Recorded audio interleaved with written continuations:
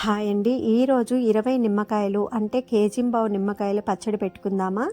నిమ్మకాయలు శుభ్రంగా తుడిచేసి ఒక్కొక్క నిమ్మకాయ 8 భాగాలుగా పొడవుగా పనస తొనలలాగా కట్ చేసుకొని గింజలన్నీ తీసేసుకొని ఊరబెట్టుకోవటానికి ఒక బాక్స్లో వేసుకోవాలండి నిమ్మ ముక్కలన్నీ కూడా.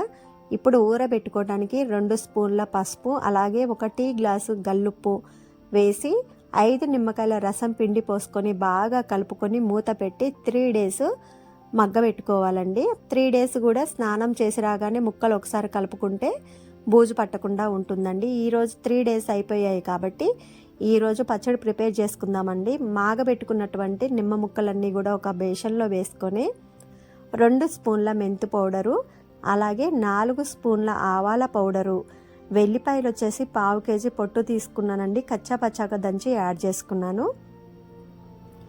అలాగే ఒక చిన్న టీ గ్లాసు సాల్ట్ అండి.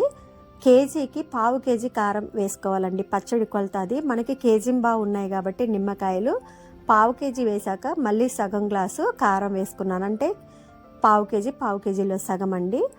నిమ్మకాయలు బాగా కలుపుకోవాలండి ముక్కలు. అలాగే ఒక 5 నిమ్మకాయల రసం కూడా పిండి పోసుకోవాలండి. ఎందుకంటే నిమ్మకాయ కొంచెం వగరుగా ఉంటుంది కాబట్టి మనం ఇలా నిమ్మరసం పిండి పోయటం వల్ల పచ్చడి అనేది చేదు లేకుండా మనం తినగలిగే విధంగా ఉంటుందండి. నేను ఎప్పుడూ ఇలాగే చేస్తాను.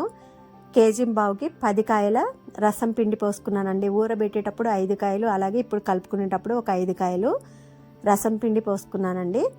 మీకు ఇంట్రెస్ట్ ఉంటే ఇప్పుడే తాలింపు పెట్టి పక్కన పెట్టుకోవచ్చు. నేనైతే కొంచెం కొంచెంగా పెట్టుకుంటానండి, ఇప్పుడు అవసరం లేదు. ఒక డబ్బాలో పెట్టుకొని ఫ్రిడ్జ్లో పెట్టుకొని అవసరాన్ని బట్టి తాలింపు పెట్టుకుంటానండి.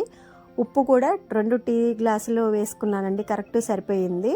తగ్గితే మళ్ళీ తర్వాత వేసుకోవచ్చు. 1/2 కేజీలో సగం కారం, ఒక 10 నిమ్మకాయలు, ఆవాలు అలాగే మెంతుపిండి, వెల్లిపాయలు వచ్చేసి 1/2 కేజీ అండి. ఇవి పర్ఫెక్ట్ కొలతలండి 20 నిమ్మకాయలకి అంటే కేజింబావు నిమ్మకాయలకి.